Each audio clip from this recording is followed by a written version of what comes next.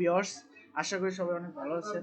তো আজকে আমি দেখাবো যে এই অ্যাঙ্গুলার জিএসের মাধ্যমে কিভাবে আমরা এডিটের কাজটা করতে পারি। যেমন এখানে কিন্তু এখন ডাটা আসে নাই, ঠিক আছে? তো এই কাজটা কিভাবে আমরা এডিট ফাংশন দিয়ে করব সেটা এখন দেখাবো। সব ডাটা কিন্তু আসছে দেখছেন, কিন্তু অ্যাপসের ডাটা আসে নাই, কারণ হচ্ছে যে আমাদের হচ্ছে এটা সিলেক্ট করার পরে কিন্তু এই ডাটাটা আসে। তো এইটাই আমরা আজকে দেখাবো যে কিভাবে ডাটাটা আসে। হ্যাঁ, এটা আমরা কিভাবে সিলেক্টেড রাখতে পারি সেটা আজকে দেখাবো কিভাবে করা হবে। হ্যাঁ, তো সাথে থাকুন, দেখতে থাকুন কিভাবে আমি করি, ঠিক আছে? প্রথমে আমি যে কাজটা করছি সেটা হচ্ছে এডিট ফাংশন নিছি। এই এডিটের মধ্যে আমাদের যে আইডিটা আছে, প্রাইমারি আইডি, সেই এই আইডিটা কি করছি আমি এখানে পাঠাইছি। পাঠানোর পরে এখানে কি করছি আমি একটা ফাংশন ক্রিয়েট করছি। ফাংশনটা হচ্ছে এই ফাংশনটা হচ্ছে আমাদের এপিআই। এটা হচ্ছে আমাদের কি এপিআই ফাংশন। যেমন গেট ডাটা, এখানে কি করছি আমরা এই যে দেখেন মেনু ডাটাটা, এটা কি করছি কল করছি এডিট করার জন্য। তো আমরা এখানে চলে যাই। তো এই যে আইডিটা, এই আইডিটা কি করছি প্যারামিটার করছি, প্যারামস করছি, প্যারামস করে পাঠিয়ে দিয়েছি। পাঠানোর পরে আমরা কি করছি এই মেনুর মধ্যে কি করলাম, আসার পরে এখানে দেখেন আমরা আসলে এই নাম না দিয়া আমরা হচ্ছে এডিট এডিট ডাটা, ঠিক আছে? তাহলে ক্লিয়ার হবে বুঝতে। তো আমি এখানে এই ফাংশনের নাম দিচ্ছি হচ্ছে এডিট ডাটা।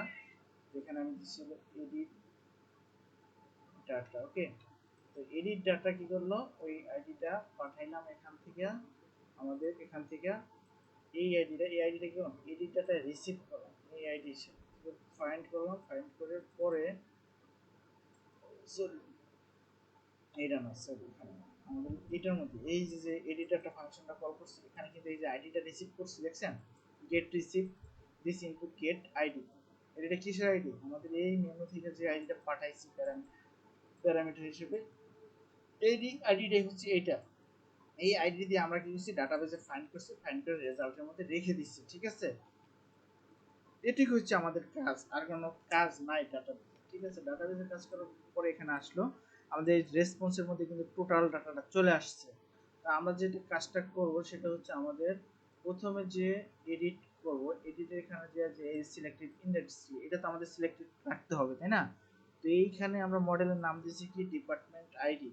এখানে মডেল, এই যে এনজি মডেল দেখছেন, এই এনজি মডেলের যে নামটা দিছি, এই মডেলটা কি করব আমরা এই স্কোপের মধ্যে ডাটাটা কি করব পাঠাই দিব। স্কোপের মধ্যে পাঠাই দিব। আমি এখানে দিয়ে দিলাম। তারপর হচ্ছে রেসপন্স ডট ডাটা ডট, আমাদের কি রেসপন্সের মধ্যে কি ডাটা আছে, দেন আমাদের কি আছে এই যে ডাটাবেস এই ডিপার্টমেন্ট আইডিটা কি হচ্ছে এখানে আছে। তো আমরা এখানে দিয়ে দিলাম।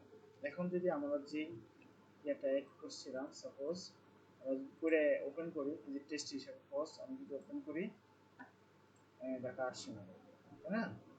যেরকম আমার একটা প্রবলেম হচ্ছে, আমি এটা দেখতেছি কি কারণে ডাটাটা অ্যাকচুয়ালি শো করবে না, তাই না? রেসপন্স স্কোপ স্কোপ আমাদের ডিপার্টমেন্ট আইডি, আমাদের ওই আইডিটা আসলে কেন আসবে না, স্কোপ দিলাম দিলাম আসলে ডিপার্টমেন্ট নাম লিখে দিয়েছি আমি। এখানে হচ্ছে সেম নাম দিয়েছি ডিপার্টমেন্ট, দেখি ডিপার্টমেন্ট, ঠিক আছে? আচ্ছা, হয়তো মনে হয় একটা কারণ, আচ্ছা এটা হয়তো ডাটাবেজে আমাদের আইডি ঢোকে নাই, এই কারণে এটা আসে না, ঠিক আছে? তো আমরা একটা ডাটা এখানে ম্যানুয়ালি ইনপুট দিয়ে দেখি,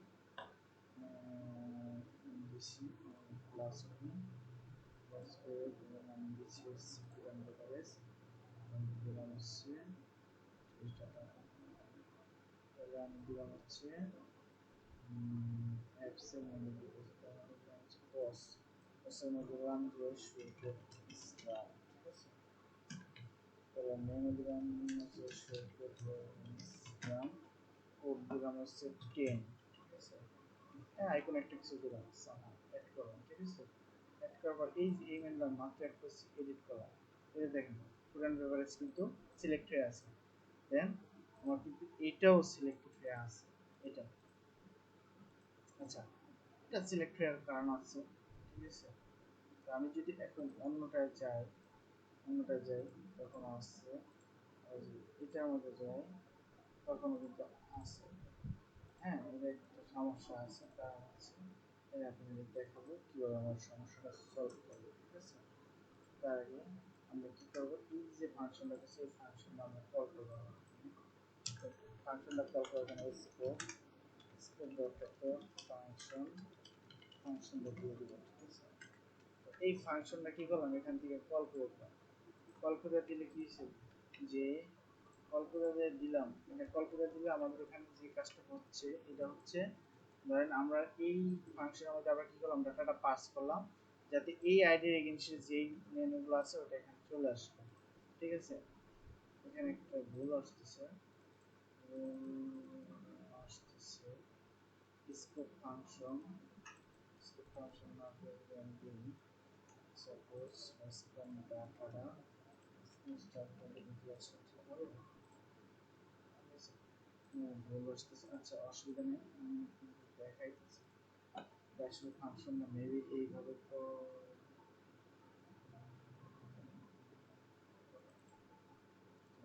মিনিট করছি কিছু